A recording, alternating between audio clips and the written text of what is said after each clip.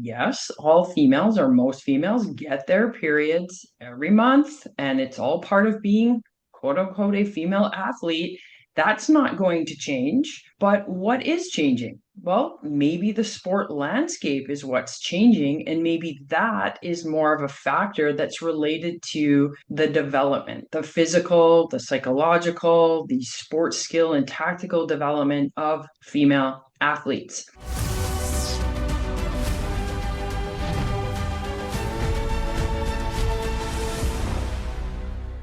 Hi, guys. Welcome to the Strong Female Athlete Podcast. Just want to give a quick shout out to our official sponsor, Simply Faster, a company dedicated to better tools and better technology for athlete development. If you're serious about gaining speed and power, I highly recommend you check out their amazing products and technology that's really taking athletes and coaches to the next level. So be sure to check them out, and let's get into today's guest. Carmen, welcome back to the Strong Female Athlete Podcast. Thanks, Erica. Pumped to be here. Oh, we got a lot to talk about today, from the FIFA menstrual cycle and ACL risk study that's being conducted. What is actually causing ACL injuries? What are we getting distracted by versus what should we actually focus on? Oh, can't wait for this one. I guess to start this off, so I had texted you the other day about how I was starting to write my summer off-season programs, and I do have a good core group of soccer girls who actually have off in the summer. It's about like eight of them. And as I was writing this program, I was getting pumped for them because we can actually build strength, do a nice gradual progression. We can advance our plyometrics to some pretty advanced stuff like single leg and all planes of motion. We can actually train speed and speed endurance. I mean, these girls are going to get the full menu of an off-season program. So I was getting really excited. And then on the other end of the spectrum, I have girls who are basically playing through end of June, some of them mid-July, and then that basically leaves us with a 2 week quote unquote off season.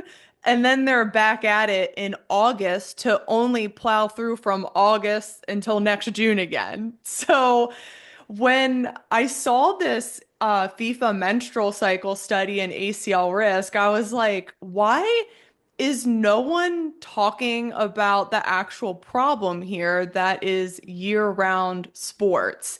And I know we talk about it in our circles with other strength professionals and of the importance of load management, but why aren't sports coaches talking about this?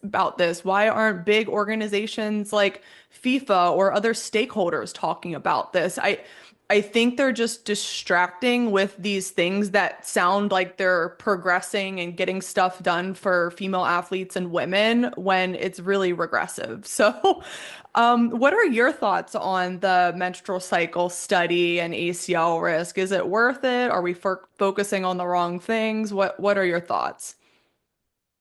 That's a great question, Erica. And of course, as you know, I was pretty frustrated when I saw that post on social media, and I saw it on many different mediums of social media. So it's getting out there, which some ways is actually spreading misinformation or misleading the public. If you were to be nice about it, I suppose. Now, my first point is always this. Since the dawn of time, females have gotten their periods. So that's nothing new. We also know that oftentimes in research, we haven't studied females because we thought for the longest time it's a difficult population to study because we have to control for the menstrual cycle. Well, I mean, these are things we talked about 20 years ago. Now we've realized that yes, all females or most females get their periods every month, and it's all part of being quote unquote a female athlete. That's not going to change. But what is changing? Well, maybe the sport landscape is what's changing, and maybe that is more of a factor that's related to the development, the physical, the psychological, the sports skill and tactical development of said female athletes. We do have an epidemic of ACL injuries. We have the highest rates of ACL or knee trauma in pediatrics we've ever seen. So these are happening in adolescents as young as 11 and 12 years old now. So that's quite shocking and quite problematic and quite sad. We also know that an ACL rehab is a 10 to 12 month endeavor that is full of sadness and regret and all kinds of emotions that 13, 14, 15-year-old girls should not have to face when they're also trying to be teenagers and trying to go to school and do their sports and fit in and all that other stuff. So it actually makes me quite sad to see that a governing body has not reached out to the science community and said, hey, what are you guys noticing? What do you think the common denominators are? And then they could run a study based on what we're observing. And maybe, hey, maybe we're wrong, Erica. Maybe what we're observing is incorrect, but at least let's conduct a study to disprove that hypothesis. But I think that many of us, based on the reaction of my post to the FIFA study, many of us are on the same page and we are seeing the same things. We are seeing girls that are overcommitted. We are seeing too many choices and too many options. We are seeing parents being yanked all over the place because they don't know. They didn't go to school. I had a mom tell me the other day, she said, Carmen, I don't even know what good rehab looks like because I'm an accountant. So I didn't know if my daughter should see this person or see that person for her ACL rehab. The fact we're even talking about ACL rehab with a 14-year-old is sad enough in of itself, right? So I would request politely that FIFA maybe rethink where they're putting their money and maybe have a conversation with other stakeholders, which would be strength and conditioning professionals, and maybe investigate why not every single club program in the world doesn't employ or staff an S&C.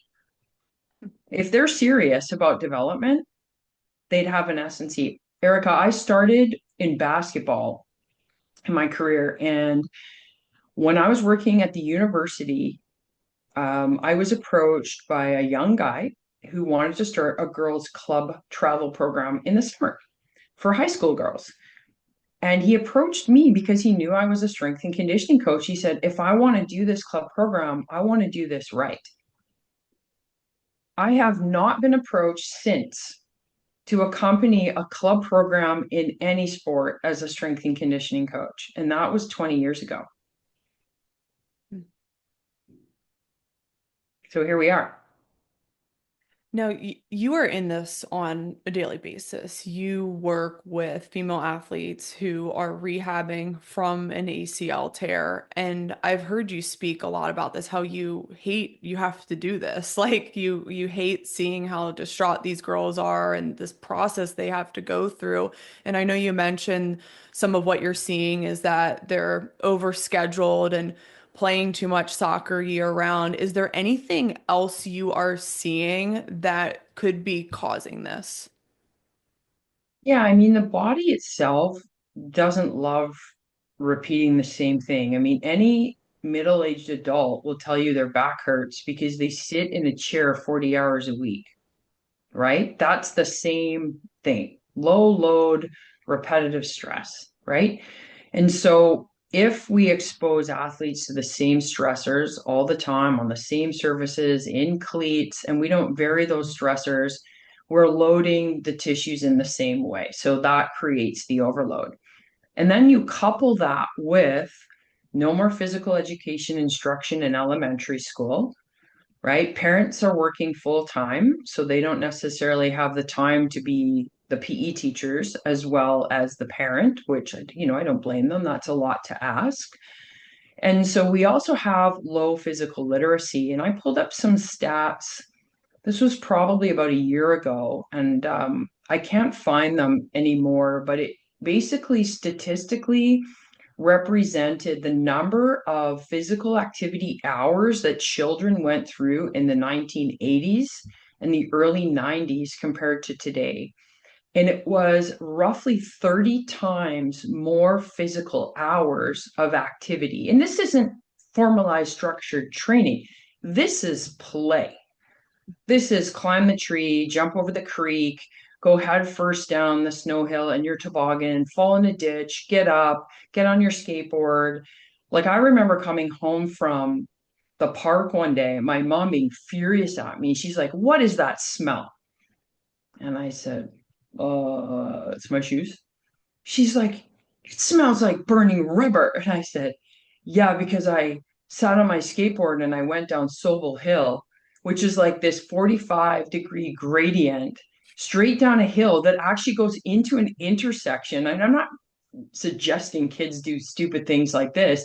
And the only way I could stop, because I was sitting on the stupid thing, was to put my feet down, and I literally burned like the rubber on my shoes.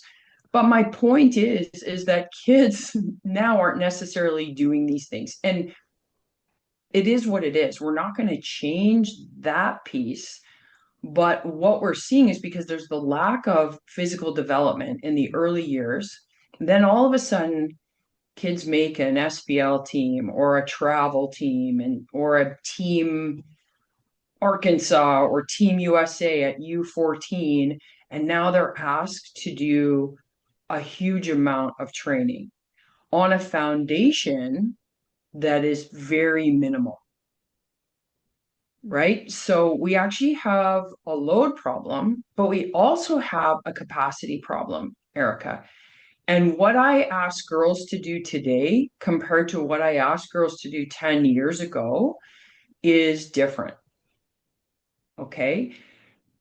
And it is what it is. Those are not things I can change, but what I can impact now is trying to educate parents and educate sport coaches. Look, we need to actually clear some space here for physical development because of the fact these young girls literally have no muscle. They're 14 years old and there's no quads, there's no hamstrings, there's no glutes, there's no strength. I asked them to hop on one foot and they maybe have a 4 centimeter vertical. There's no capacity, right? They can run forever, compensating along the way. They have good, maybe endurance, but jogging, as we know, really develops the calf area of the body, and that is it. We don't get development in any other areas, not in the glutes, not in the hamstrings, not in the quads. You've got to get low, you got to train in those positions, and it's not comfortable. But if you were climbing all the time, you would get into those positions, right? But kids aren't doing that. Or if you were playing hopscotch every recess, every single week, every single day, you would know how to hop on one foot. Mhm. Okay, so kids aren't getting that. That's fine. We're not changing it, but what we can impact is clearing space. But we need coaches to cooperate and we need coaches to value it. And if they don't have the education to value these things or see these things, then they shouldn't be coaching. Hey guys, just want to take a quick moment to shout out our sponsor, Simply Faster, and one of my favorite speed timing systems from them, the Freelap. I use it for my own sprint training as well as for my athletes, and they love it. It's super easy to set up, you can take it to the field on your own, and you can get accurate speed times to track your progress. Check the Freelap link in the caption below to start adding timing into your speed sessions. If you know me, you know I love my Freelap. If you're serious about speed, it's time to start timing. I agree. And I think the load problem is it's just so massive because we're in this epidemic of more practices, more seasons, more training, less recovery. And it's really scary because I even have some girls begging me for more running. And I'm like, wait, what are you talking about? You're doing this, this, and this. Why do you need me to program more running? And they don't understand why we deload after a season or before preseason. Like they just think it's just this like marathon the whole year. And it just really comes down to just continuing to educate the players and the parents, and then they can advocate with their coaches. And it's just so crazy. No one's talking about load except in our space. And I think it was, who did I talk to the other day? It was someone in England who's in the women's pro league there, and they were telling me that they had added 10 more games to the women's professional schedule. And I'm like, okay, everyone's talking about menstrual cycles and hormones, but we're not talking about how many games these women are playing versus how much strength and physical development they're actually getting. It's like, it's so crazy to me. And it is a I think moneymaker. these association like general managers or executive types and coaches, I think we should just ask them to do that. I think we should ask them to train 7 days a week, 365 days a year, twice a day, and see how they fare, right? Because Yeah. they don't get it, and it's clearly about money. And you hit the nail with the hammer when you said we need to educate the parents, but the parents are afraid to say anything because as soon as the parents say something, then their kid is ostracized and their kid doesn't get to play because they've made the coach mad, right? So we need a critical mass. The only way things are going to change is if all the parents get together and they say, this is enough. We've we've read this document. We know this is too much. We need to have a conversation about this. Mhm. But it's And a tough conversation. It it is, but I would argue, like, for the parents listening who are parents of younger ones, for example, I mean, now's not the time to get too serious. So you have more wiggle room to say no, I think, because Mhm. I think the biggest lie parents of young ones are told is if they're not playing year round or on the U10 travel team, that they're not going to ever play in college. And I really want to let parents know that's just Yes. it's not the truth at all. And that variety, like Carmen said, is so key in building out foundation. And Carmen, we when we just built our gym, we installed a rock climbing wall. And a couple of my girls can get it, and a lot of them can't climb up the wall. And Yeah. it's shocking because when we were growing up, we were climbing all the time. Like it was a cakewalk for us to rock climb. And now Yeah. you have girls that don't have the upper body strength or the grip strength to be able Mhm. to do something like that. It's shocking. And this is stuff I'm observing every single day. Yeah, myself as well in some sports. And this is not a common problem, just so your readership understands across all sports. I do work in rugby as well, and I've worked at the highest levels in wrestling. And in those sports, I actually worked with coaches that really did understand development and, like you say, off seasons, active rest periods, time off, the importance of strength training, the importance of diversification of motor skills. There's huge buy-in, and I tend to love to be in those sports because of that. The sports that are higher skill sports like soccer, lacrosse, and basketball we tend to see the most ACLs. So those are your top three, not in that order. It's soccer, basketball, and then field lacrosse in the current stats. We tend to see more ACLs as well as less physical development. Yet across every single female sport, they're all getting their periods, FIFA. So why isn't USA Rugby doing a study on the menstrual cycle in rugby? Because they're not trying to necessarily hide the fact that the development model is what needs to be reworked and improved. Mhm. Yeah. Yeah, the menstrual cycle thing is interesting because I did see some people comment on that post who were encouraging it. They're like, we need to study this more, we need to know what's going on. And I'm just sitting here thinking, do we? And how are we going to come to a very definitive conclusion on such a complex topic when every female athlete has different hormonal profiles? Some are on oral contraceptives, some are not. Some have a 28-day cycle, some have a 32-day cycle. It's just a practical nightmare.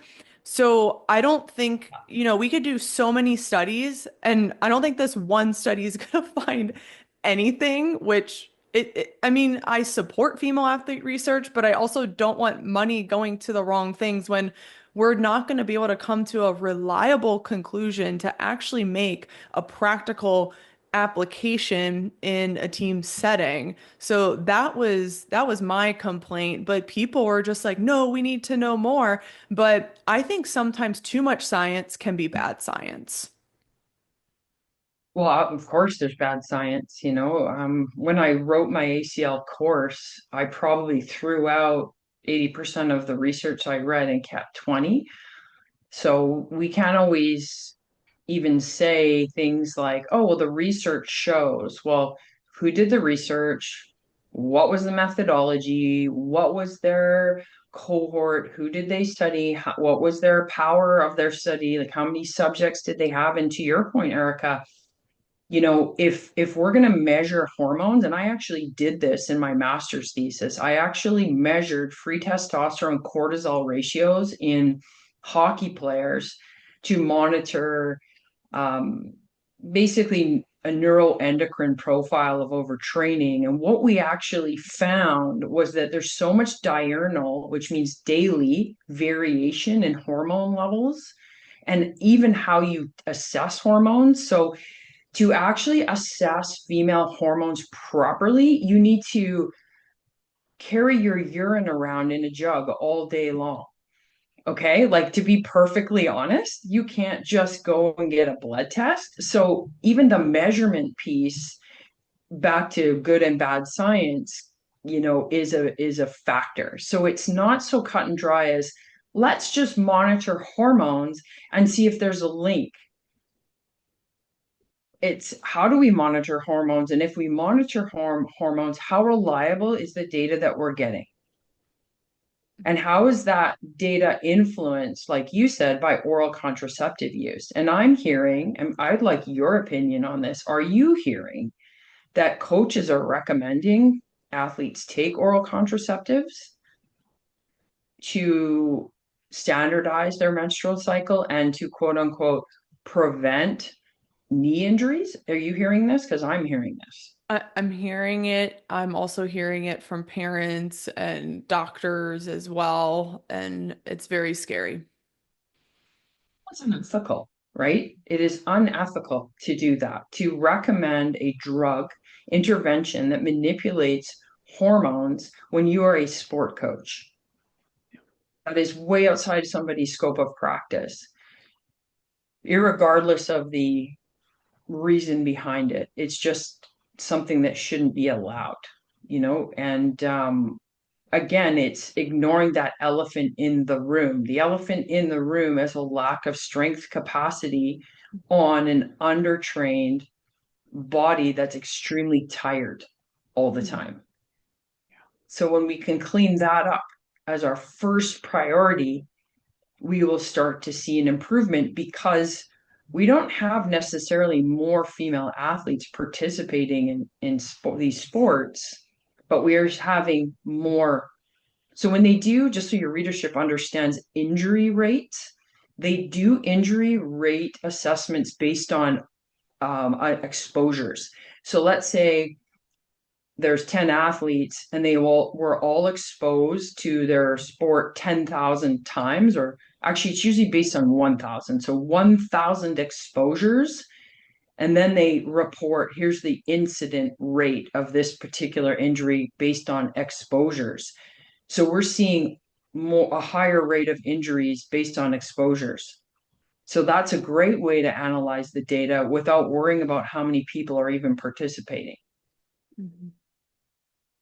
So it's a weakness problem, a load problem, a lack of recovery problem. Would you also say the nutritional piece? I think like with menstrual cycles, that piece is huge. If we're gonna talk about menstrual cycles at all, just making sure girls are at least having a regular cycle and they're managing any negative symptoms they have. Because if you're fatigued from PMS or you have digestive issues or cramps, then yeah, that can absolutely affect performance and injury. So yeah, we should give girls the tool. But again, that comes back to basics of nutrition and recovery. So I think it always leads us back to what we're talking about anyway. Yeah, the low-hanging fruit, right? Like you think about if you want to grow a plant, you put it in the sunshine and you give it rich soil and you water it every day.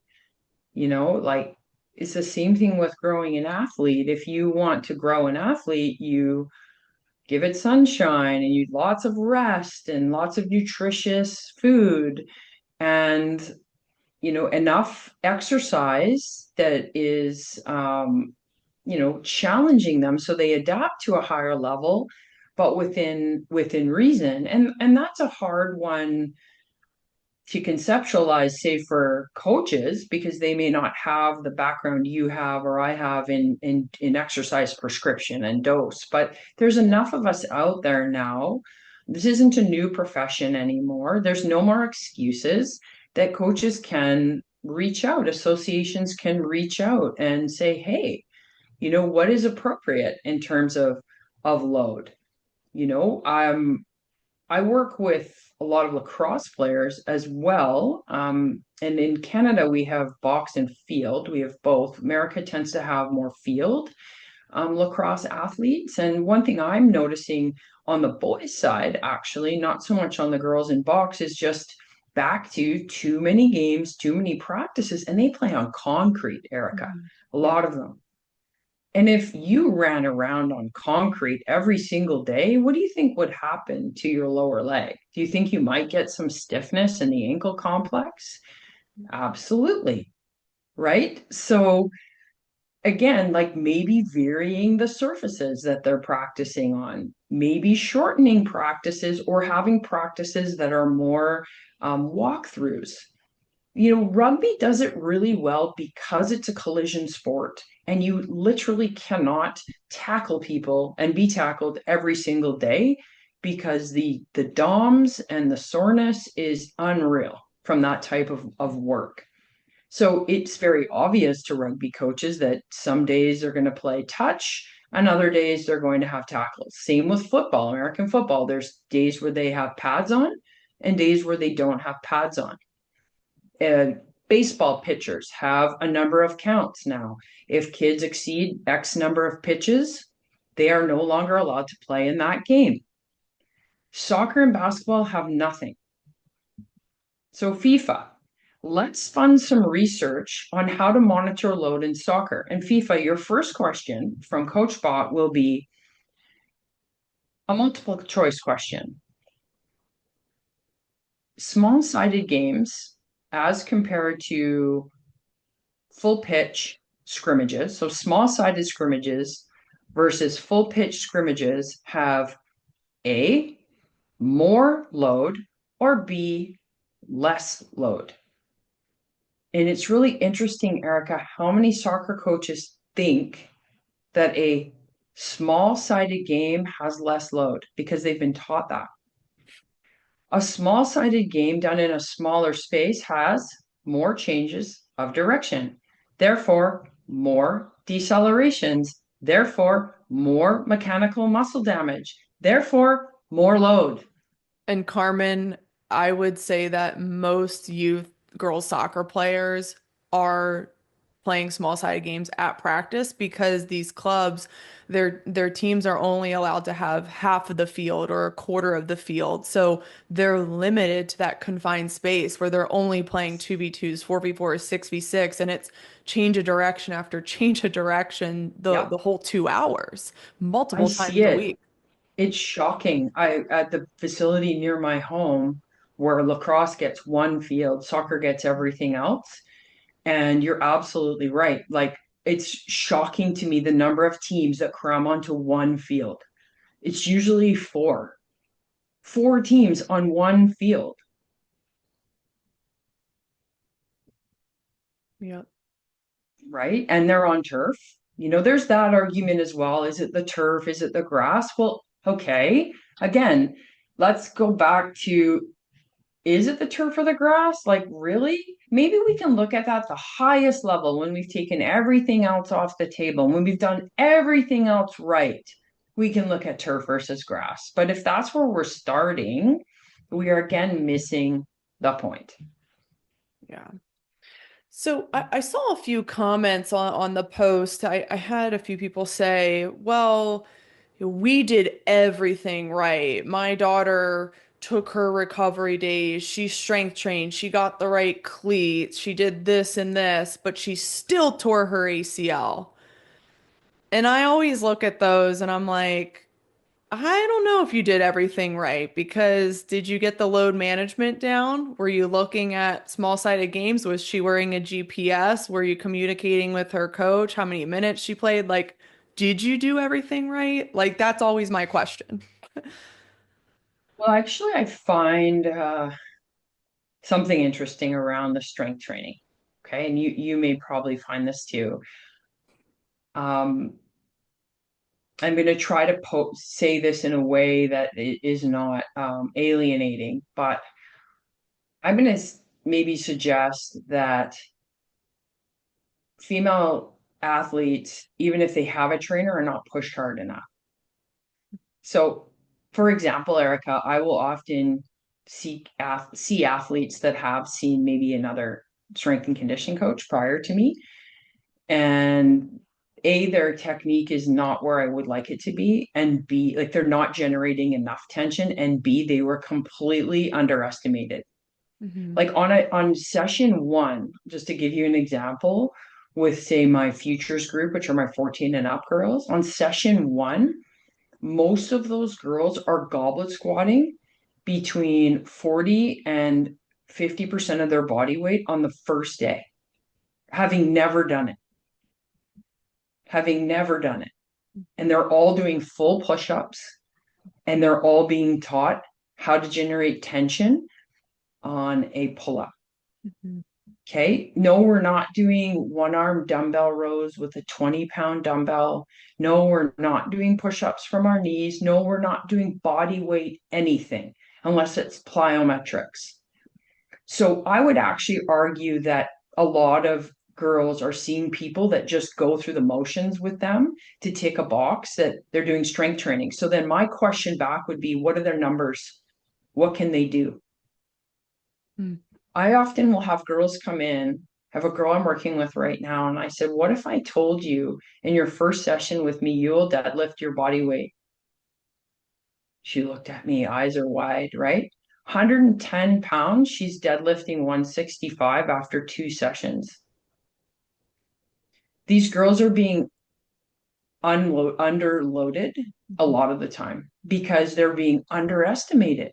And Hmm. how disempowering is that? And maybe it's because they're being trained by coaches that are not experienced working with girls. I'm not sure. Maybe they think that girls just can't handle heavy weight. I find girls to be incredibly focused. They just need to be inspired and empowered. It's quite simple, actually. Yeah. I don't know what you think about that, but I agree. I think it's they're being underloaded, but then on the opposite end, they're being overloaded with I don't know if you've heard this too, but they're doing like the big football lifts. They're doing heavy back squats with awful form and just super high volume of the same squatting movement. And it's just not proper exercise prescription.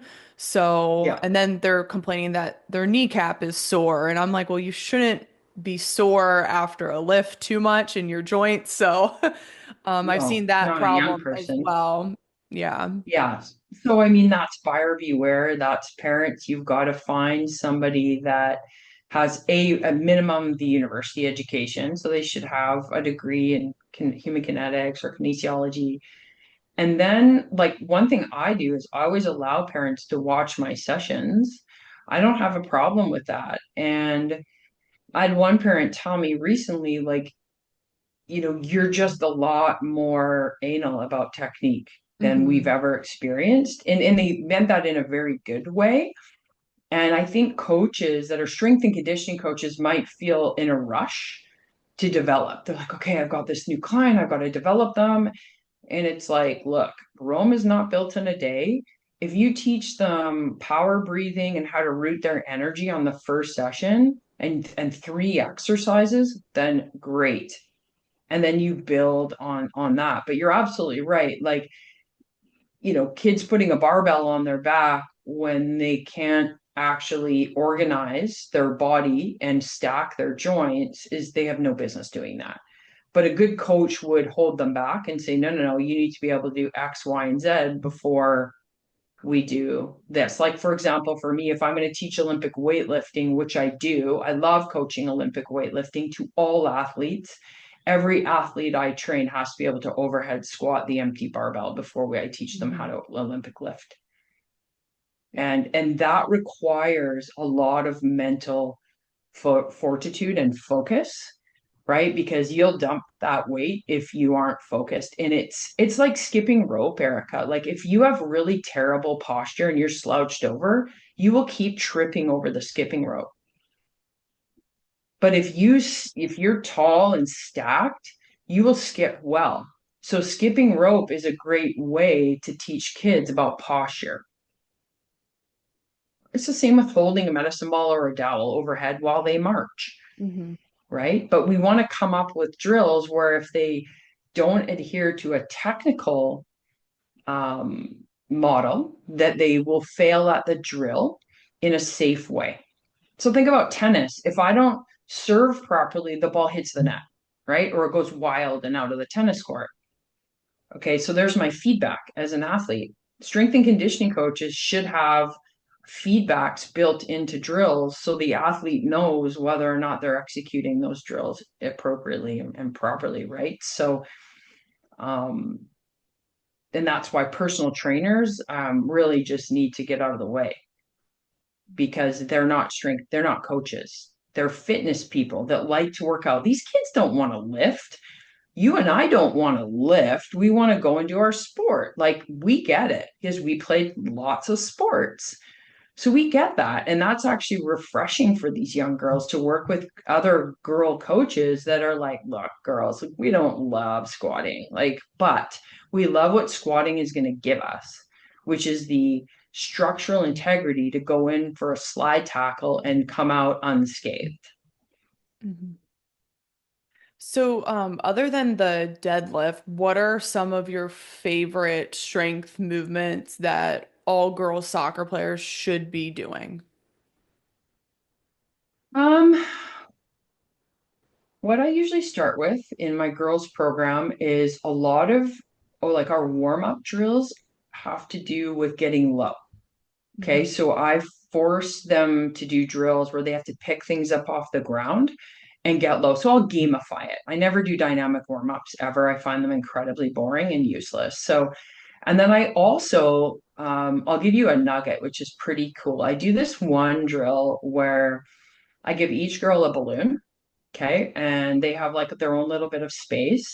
They have to hit the balloon up in the air and then they have to sit back onto the ground, just both butt cheeks on the ground, and then get back up again and hit the balloon up. Well, if you get girls to do this, a lot of time what'll happen is when they're sitting on the ground and they go to get up, their knees will collapse in towards one another and they'll get up from there. So right away, I use that as an assessment and I go, okay, girls, this is not how to get up off the ground. In your sport, you're going to fall. In soccer, you're going to fall. So getting up out of off the ground is actually an incredibly important skill to be able to accelerate from. So I teach them how to get onto one hand, post, roll, get their hips over, and get their foot into the ground and then push from that Hmm. position. And then I have them do that many different ways. So I'll build these into the warm-ups before we even lift. Then we do our plyometrics on a harder surface. where we might do some pogos and every workout, single leg hopping. I don't care how bad it looks, Erica. I do not care. We're hopping. It's awkward. It feels weak. We're doing it. Yeah. Don't care. Doesn't matter. And so we want to get away from this idea that with plyometrics, things have to look like an Olympic athlete. They don't. Just do the drills, and eventually you're going to get much better at them. After we finish doing hopping, and I have a few variation of hops, then we move into our lift, and I'll either choose between a trap bar deadlift and a goblet squat. Okay. Then I'll choose between a goblet split squat and a flying lunge, which is kind of like a modified pistol, Mhm. which is absolutely miserable. I will make them do push-ups from their toes, and if they can't, we only do the negative. We do inverted rows or pull-ups, depending on their skill set. And then I usually have a bunch of reactive hamstring drills I like to do at the end and core work. So girls tend to need to do more core work, more hamstring work, and get low. Those are kind of the three main areas that would be different than what I would do in my futures boys class. My futures boys class, we do a lot more combative work, which is like wrestling type drills, because I worked in wrestling for years and it's a great way to get kids really strong. If I have a girls group, Erica, though, that they've know each other for a long time and they're comfortable, then they wrestle. Yeah. Absolutely. I teach them how to wrestle, but and I use different wrestling drills that I've borrowed from wrestling. So it's not like true wrestling, it's more like modified combative exercises. But they do have to be done with the giggles because oftentimes if you partner girls up and you get them pushing and shoving each other, it's just giggle fest. And they don't necessarily work as hard as I need them to work. So I wait to build that in later. So that's kind of how I do it, and good, great success for the girls that commit to the program. If girls just kind of come in and out because their sports schedules are super busy, they just sort of stay where they're at. They might get more skilled at their sport, um, which is great, I guess, but at the same time, then they get lacking in other areas. And in my opinion, with skill development, and I'd love your opinion, I find it really quite weird to think that there's an actual 10, 11, or 12-year-old out there that likes to go and just work on their skills by themselves. I think that that actually doesn't exist without severe coercion by either the coach or the parent and some level of brainwashing. I don't believe a kid is that motivated on their own. Um, and I do think that often what happens is if those kids do work on their skills by about 13, they are ahead of other kids skill wise. But then what happens is other kids just physically develop and do other sports. So they do multi sport, they physically develop. Then they hit about 15, 16. Those same kids that did the multi sport, when they decide that which sport they like the most, then they naturally focus more in practice on their skills and they will surge ahead. Every pro athlete I train right now was a late bloomer. Yeah. Every single one. Every single one. None of them were phenoms at 13 years old. Yeah. So, A lot they of, were always the best in gym class. Like the first of all, we got to be honest with parents. Look, if your kid's not one of the best athletes in gym class by ninth grade, they're probably not elite. Mhm. And that's okay. Yeah. I've seen that too, Carmen, and I always laugh when parents get so worried about their late bloomer because I'm just sitting here, look, they always come around in the end. And I've interviewed a lot of Division 1 soccer girls and pro athletes on my podcast, and they all say the same thing. They played multiple sports and soccer was kind of just a side thing. And then they late bloomed and they were the shortest and slowest. And then by age 15, 16, they were rocking it and they were getting D1 offers left and right. And they were still in love with the game and super healthy too, and didn't suffer Mhm. any overuse or season-ending injuries. So, yeah, I always try to comfort parents of late bloomers. Look, just let the clock do its job. Make sure they're having fun and they're developing into a well-rounded athlete, and you really can't go wrong. You know what? And then if you do it all right, let's call it right, and the athlete doesn't make it all the way to Division 1, how is that even a failure? How is No. that even a failure? Like, and Yeah. so parents sort of need to be told, look, you're not going to be judged as a parent at how good your offspring athlete is. Mhm. Like we're here to hopefully raise like good humans that can deal with adversity in life, and that's a really key thing that sport teaches young people. It also teaches them about teamwork. It teaches them about perseverance and commitment. Like if you've got a headache and you don't feel like going to practice, well, guess what? The team is relying on you. You've got to go to practice. It teaches them to be professionals, right? So there's so much more to the sport experience than making it. Yeah. And so I think if people just relaxed a bit more on that and just enjoyed it for what it is, and made fun and personal challenge the point, right? Like I have a young athlete, I have a son that's an athlete and he plays all kinds of sports. And this year, at the age of 14, he tried two new sports.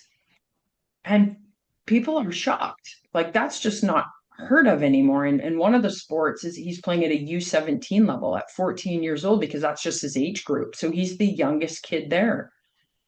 And he's really actually enjoying himself because what he's realized by sort of looking around, he's a quiet guy. He's like, hey, mom, like, I'm actually pretty good. Like, I'm not bad, and because he's done all these other activities and all these other sports that have taught him how to move and taught him how to, run and jump and cut. So, and who knows what's in store for him because it's his journey.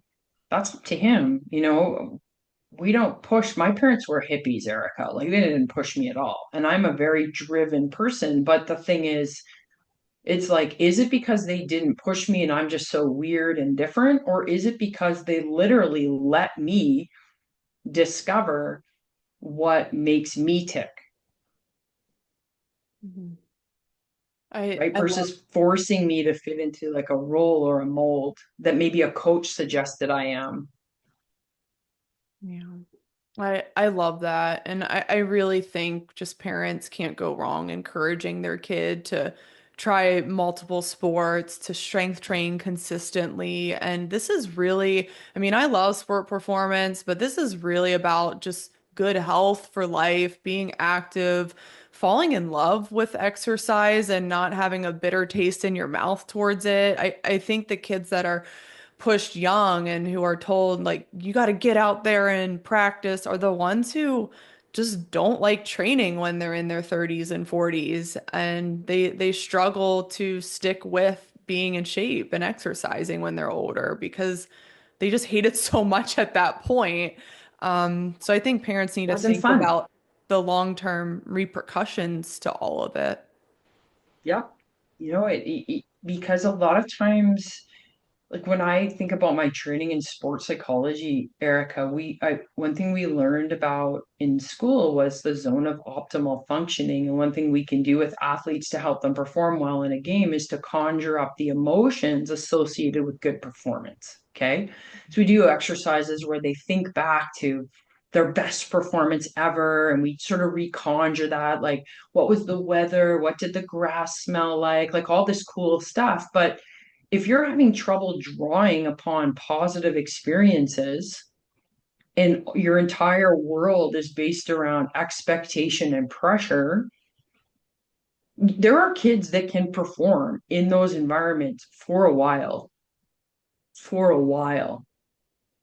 and then they can't, and then they quit, right? And so why not make our goal lifelong sport involvement where we maybe move from high performance into like lifelong physical activity, which is the true LTAD, long-term athlete development model, actually has active for life as the end goal, Mhm. versus this urgency right now. My kid is 12, they're not doing enough this, they're not doing enough of that, they need to be practicing more, they have zero social life, right? Their entire world is scheduled from morning to night, and they're like little robots and they look like zombies. They're tired. They yawn during my sessions. And then I ask them, "Are you tired? How much sleep did you get last night?" I asked a kid last week, Erica, I said, "So are you having fun?" It was a boy, a young boy, and he'll remind, like, not in my workout, like in the sport, because we were just talking about his coach at the beginning of the workout. "Are you having fun?" And he just sort of looked at me, Oh, like Carmen, with this the amount blank of look. times I've asked that question too, and it's the same response. It's jarring. It's really sad. I'm like, Or and then I get sometimes kids that say, "This is the most fun I have all week coming in to see you." yeah. Right? Or And I'm have you sure had kids like say, "Oh, I don't want to go to practice tonight," or "I like don't want to do the tournament this weekend," or "I need off from my sport." Like I they hear it do, and all the nobody's listening. time. Yeah. Nobody's listening. They're like, "Oh, come on, soldier on." I'm like, they're 12. Hmm. They're growing. Do you know how much energy it requires to grow? Yeah. Like kids, like if I leave my own son to his own devices to sleep, Erica, he will sleep 13 hours without stopping. That is how tired he is from growing. So we make sure that at least once a week there is a sleep-in day where there you get to catch up, right? So my first question to parents on an intake is, so what's their catch-up day for sleep?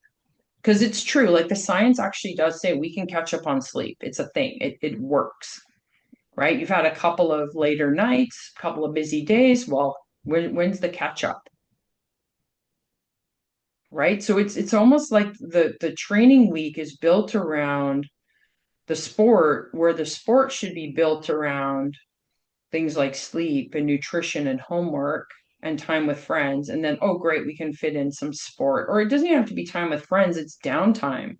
A lot of young boys have trouble with emotional regulation because they are overscheduled and they're pissed off. Hmm. Yeah, their And with nervous girls, system it is just in comes, survival mode. yeah, totally. Yeah. And the girls, they cry. That's what the girls do.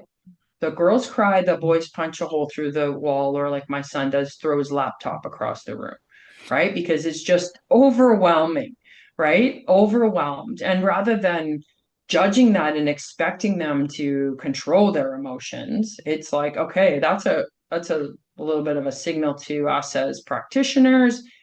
Okay, if this person's having trouble regulating their mood, that's one of the first signs of overtraining syndrome. Parents, you guys can Google profile of mood states and start tracking your kid's mood. Hmm. Yeah, It's one of teenagers are the moody. telltale signs of overtraining. One of the first 100%. symptoms. Yeah, You know, fatigue. another key thing, Erica, is one of the most important things to prevent burnout in the workplace is to make sure that your staff have choice. So when people feel cornered, like back into a corner, like they have no agency, they have no autonomy, they have no choice, they feel overwhelmed and then they feel burnt out. They get burnt out. Well, burnout in the workplace is the same as overtraining in sport. It's actually the same profile. It's just kind of used as a different term. So if we're constantly overscheduling these kids and they're burnt out, then they're going to feel completely overwhelmed and backed into a corner. So there's lots for people to think about and lots of decisions they need to make. And it's okay for parents to say, you know what, no, my child is not doing this extra tournament. And no, they are not going to practice and they are taking a rest. And it is what it is. And Carmen, coming back to the menstrual cycle, if parents want their daughter to not have even more amplified mood swings and emotions all over the place because of hormones, give them a rest. Make sure they're Yeah. hydrating and nourishing and taking Yeah. time for themselves. And yeah, it's just, again, it always returns back to the basics. Not, And I think the term you're using, nourishing, is the best term of this podcast because you want to nourish everything, the soul, the spirit, right, the body, everything. And how do you do that?